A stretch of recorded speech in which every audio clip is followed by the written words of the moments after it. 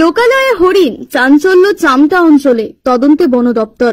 রবিবার কোচবিহার জেলার সিতাই থানার অন্তর্গত চামটা অঞ্চলে দক্ষিণ সাতভান্ডারি গ্রামে হঠাৎই এক বন্য হরিণ লোকালয়ে চলে আসায় এলাকায় ব্যাপক চাঞ্চল্য ছড়ায়। স্থানীয় বাসিন্দারা জানান, হরিণটিকে প্রথমে গ্রামের ধারে একটি ক্ষেতের পাশে দেখা যায়, পরে বেশ কয়েকজন মিলে সেটিকে ধরে ফেলে এবং বিষয়টি সঙ্গে সঙ্গে বিএসএফ কে জানানো হয়।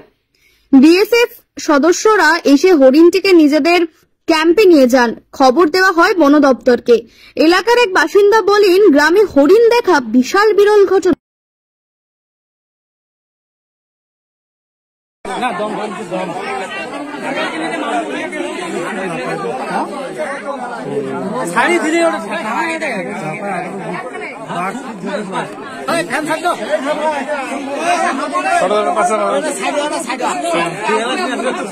ফোন করলি না হলে আমার বললো আচ্ছা ফোন করলি না